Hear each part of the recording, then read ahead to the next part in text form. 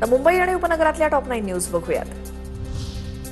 आयत्या वेळी कॉन्सर्टसाठी परवानगी देण्यास मुंबई पोलिसांनी स्पष्ट नकार दिला. आयोजकांनी वेळेत प्रक्रिया पूर्ण करावी, देवेंद्र भारती यांची कडक भूमिका. मिठी नदी गाळ उपसा आणि सफाई घोटाळा प्रकरणामध्ये नवी घडामोड. मुख्य आरोपी केतन कदमला मुंबई उच्च न्यायालयाकडून जामीन मंजूर. यापूर्वी केतन कदम आणि जय जोशी यांचा जामीन अर्ज फेटाळून न्यायालयीन कोठडी सुनावली होती.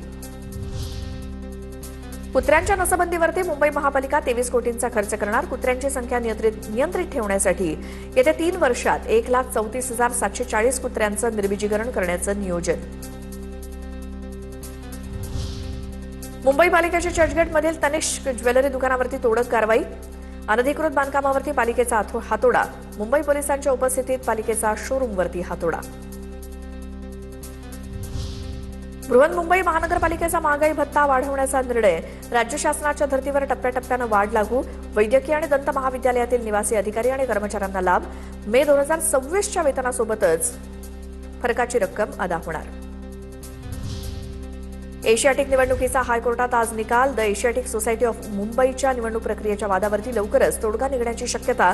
निकाल आज न्यायमूर्ती फरहान दुभाष जाहीर करणार.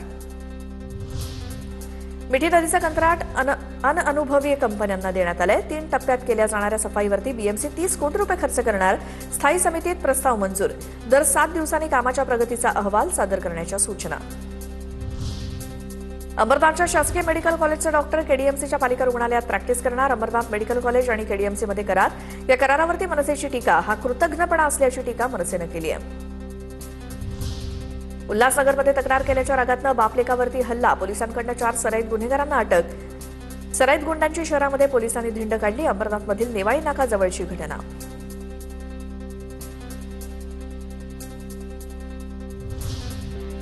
आता पुणे जिल्ह्यातल्या टॉप 9 न्यूज बघूयात. मुंबई पुणे एक्सप्रेस वेवरची वाहतूक आज आणि उद्या दुपारी 3 तासांसाठी बंद ठेवली जाणार.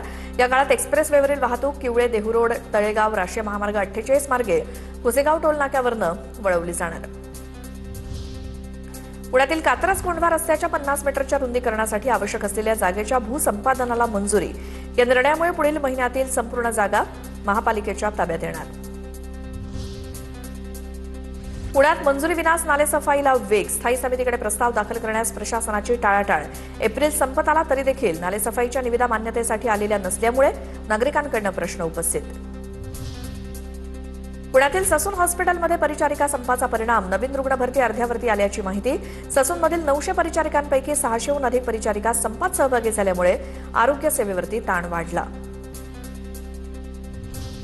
पुणे महापालिकेच्या मालमत्तेची माहिती एकाच क्लिकवर. डॅशबोर्ड विकसित करण्याचे महापालिकेच्या मालमत्ता व्यवस्थापन विभागाचं नियोजन. पुणे आणि पिंपरी चिंचवड शहरासोबतच ग्रामीण भागातील 18 वर्षांपर्यंतच्या 5.5 लाखांहून अधिक मुलांचं आधार कार्ड अद्ययावत केलं नसल्याचं समोर. त्यामुळे मुलांचं आधार कार्ड रद्द होण्याच्या मार्गावर. पुण्यामध्ये पॅट पेपर फुटी प्रकरणी गुन्हा दाखल. राज्य शैक्षणिक संशोधन आणि प्रशिक्षण परिषदेकडून घेण्यात येणाऱ्या पॅट परीक्षेची प्रश्नपत्रिका समाज माध्यमात प्रसारित केल्याचा प्रकार. या प्रकरणी विश्रामबाग पोलीस ठाण्यामध्ये सोशल मीडियावरील 6 चॅनल्स विरोधात गुन्हा दाखल.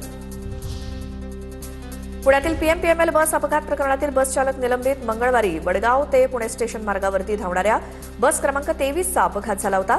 बस चालक बाळू चव्हाण निलंबित.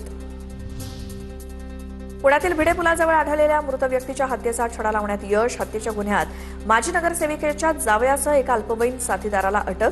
ओमकार कांबळे असं मुख्य आरोपीचं नाव असल्याची माहिती, तर कुशल कसबे असं मृत तरुणाचं नाव.